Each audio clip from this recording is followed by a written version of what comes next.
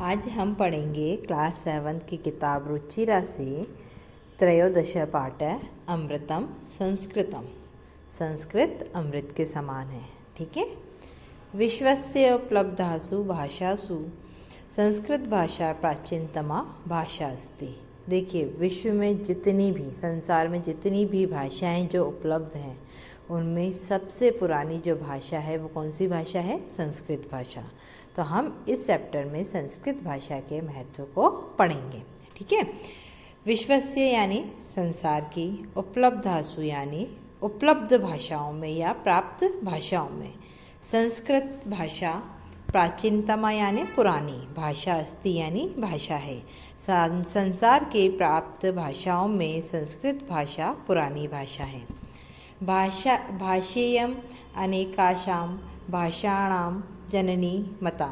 देखिए, यह भाषा अनेक भाषाओं की माता मानी गई है। क्या है? सभी भाषाओं की माता मानी गई है। प्राचीनयो ज्ञान विज्ञानयो निधि अस्याम सुरक्षित। प्राचीन नयो यानी प्राचीन ज्ञान, इसमें जो प्राचीन है, ज्ञान है, विज्ञान है का क्या है? खजाना। निधि होती है खजाना। ठीक है ना। इसमें क्या है? सुरक्षित है। इसमें आप देखेंगे कई चीज़ें ऐसी हैं जो कहीं नहीं मिलती लेकिन वो संस्कृत भाषा में मिल जाती हैं। तो इसमें प्राचीन ज्ञान तथा विज्ञान का खजाना सुरक्षित है। संस्कृतस्य महत्व विषय केनापि कथितम्। देखिए, संस्कृत के महत्व के विषय में किसी ने कहा है, संस्कृतस्य महत्व विषय यानी कि संस्कृत के विषय में किसी ने कहा है, भारतस्य प्रतिष्ठे द्वे संस्कृतम संस्कृतिस्थ। देखिए, भारत के दो श्रेष्ठ प्रतिष्ठा है। भारत की क्या है? दो श्रेष्ठ प्रतिष्ठा है। क्या है? पहली तो संस्कृत और दूसरी क्या है? संस्कृति। यहाँ पर भारत में दो ही चीज़ का नाम ज़्यादा है या प्रतिष्ठित है, वो संस्कृत और यहाँ की संस्कृति है। ठीक है।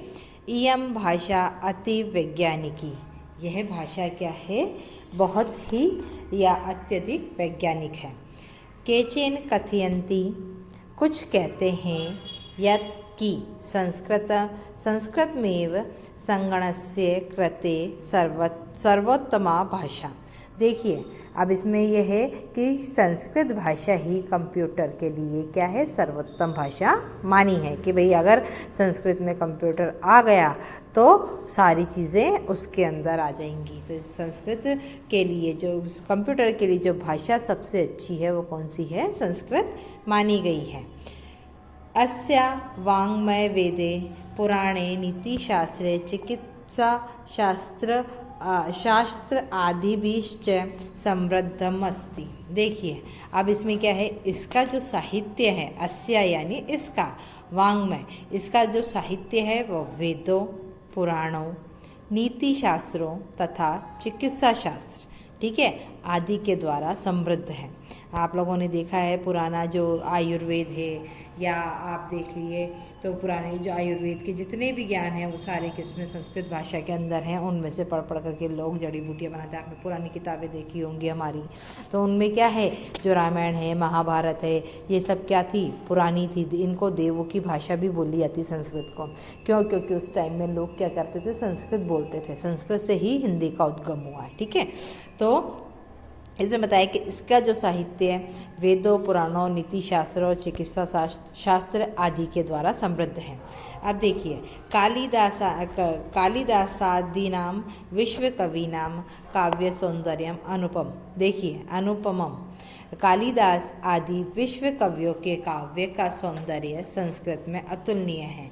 अब जो कालिदास से उनके अलावा और भी विश्व के जितने भी कवि रहे हैं, उन्होंने क्या किया है? अपने जो दोहे हैं, वो अपने जो श्लोक हैं या उन्होंने जो बोला है वो सब क्या है? संस्कृत में उनके लिए, हमारे लिए वो अतुलनीय है।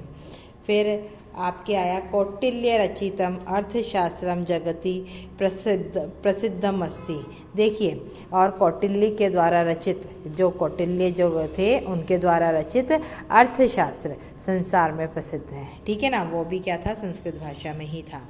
फिर उसके बाद में गणित शास्त्रे शून्य प्रतिपादनम सर्वप्रथमम आर्यभट्ट अकरोत्। देखिए फिर क्या था कि गणित शास्त्र में शून्य का जो सर्वप्रथम प्रतिपादन किया वो किसने किया था? आचार्य आर्यभट्ट ने किया था। ठीक है।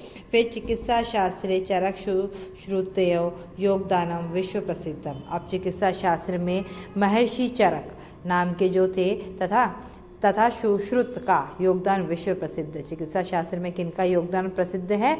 चिकित्सा शास्त्र में महर्षि चरक और सुश्रुत का। ठीक है, तो ये चीज़ ध्यान रखेंगे आप कि कालिदास आदि विश्व कवियों के काव्य का सौंदर्य संस्कृत में अतुल्य है, तो कौटिल्य के द्वारा रचित अर्थशास्त्र संसार में प्रसिद्ध है।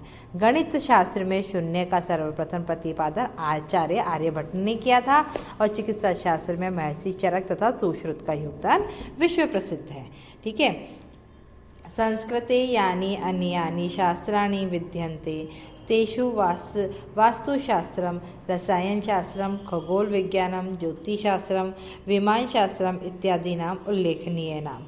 देखिए अब संस्कृत भाषा में जो अन्य शास्त्र विद्यमान हैं उनमें, है ना, उन जो विद्यमान है उनमें वास्तुशास्त्र, रसायन शास्त्र, अंतरिक्ष विज्ञान, ज्योतिष शास्त्र तथा विमान शास्त्र इत्यादि उल्लेख के योग्य हैं। अब इसके अंदर यही बताया गया है कि संस्कृत भाषा में जो अन्य शास्त्र विद्यमान है वो कौन कौन से थे, ये आपको सारे नाम बता दिए गए हैं। ठीक है। संस्कृते विद्यमाना सुक्तये अभ्युदयाय प्रेरयन्ति। देखिए अब संस्कृत में विद्यमान सुक्तय होते हैं सुंदर वचन। जिस तरीके से हमारे हिंदी में लोकोक्तियाँ होती हैं वैसे ही संस्कृत में सुक्तियाँ होती हैं। तो वो क्या करती हैं? मनुष्य को कल्याण के लिए प्रेरित करती हैं। तो यहाँ पर जो सुक्ति है यानी कि जो सुंदर वचन है, अभ्युदयाय प्रेरयन्ति यानी कल्याण के लिए प्रेरित करती। किसको? मनुष्य को। यथा यानी जैसे, सत्यमेव जयते, जैसे सत्य की ही जीत होती है। वसुदेव कुटुंबकम, संपूर्ण पृथ्वी ही परिवार है। विद्याया अमृतश्नुते, यानी कि विद्या के द्वारा मनुष्य अमृत प्राप्त करता है। ठीक है। योग कर्मेषु कौशलम इत्यादि। देखिए कार्यों में दक्षता ही योग्य है इत्यादि। तो यहाँ पे आपको कुछ सूक्तियाँ दी गई हैं, सुंदर वचन दिए गए हैं जो क्या है? मनुष्य को कल्याण के लिए प्रेरित करती हैं। सर्वभूतेषु आत्मवत व्यवहारम कर्तुम। देखिए अब यहाँ पर क्या बताया गया है कि सभी प्राणियों को अपने समान मानकर व्यवहार करने के लिए संस्कृत भाषा सम्यक शिक्षयति, संस्कृत भाषा अच्छे प्रकार से शिक्षा देती है। सर्वभूतेषु आत्मवत व्यवहारम कर्तुम, यानी कि सभी प्राणियों को या सभी मनुष्यों को क्या है? दूसरों से जो व्यवहार करो, समान का व्यवहार करो, किसी से भेदभाव का व्यवहार नहीं करना चाहिए। तो इसकी शिक्षा हमें कौन देती है? संस्कृत भाषा अच्छे प्रकार से इसकी शिक्षा देती है। केचन कथयन्ति यत् संस्कृत भाषायां केवलम धार्मिक साहित्यम वर्तते। देखिए कुछ लोग कहते हैं, ठीक है, केचन कथयन्ति यानी कुछ लोग कहते हैं यत् कि संस्कृत भाषायां केवलम, संस्कृत भाषा का केवल धार्मिक साहित्यम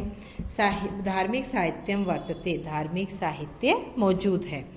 ऐसा धारणा समीचीना न अस्ति, यह विचार उचित नहीं है। संस्कृत ग्रंथेषु मानव जीवनाय विविधा विषया समाविष्टा संति। देखिए संस्कृत ग्रंथों में मानव जीवन के लिए विविध विषय सम्मिलित हैं।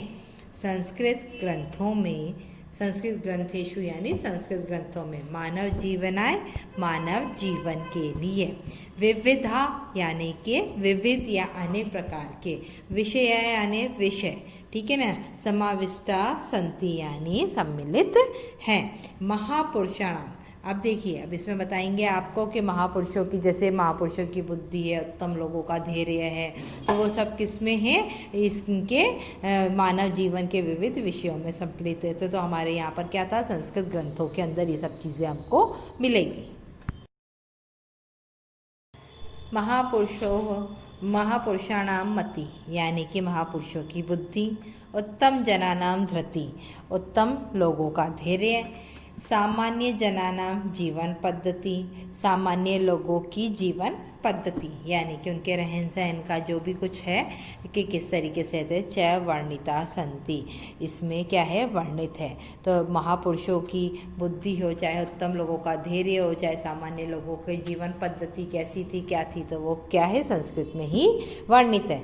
अतः अस्माभिः संस्कृतम अवश्यमेव पठनीयम, इसलिए क्या करना चाहिए, हमें संस्कृत अवश्य ही पढ़नी चाहिए।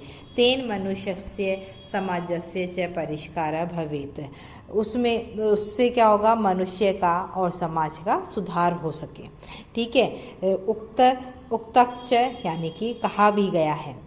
अमृतम संस्कृतम मित्र सरलम सरलम वच भाषासु महनीयम यद ज्ञान विज्ञान पोषकम। देखिए अब इसमें संस्कृत का महत्व बताया गया है, तो बोल रहे हैं कि हे मित्र, अमृत संस्कृतम यानी संस्कृत अमृत के समान है।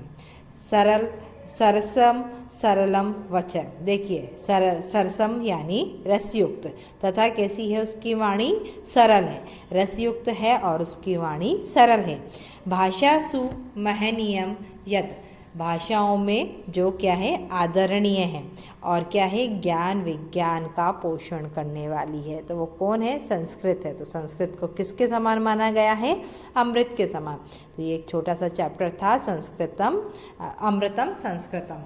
तो संस्कृत अमृत के समान माना गया है, संस्कृत को अमृत के समान माना गया है। ठीक है।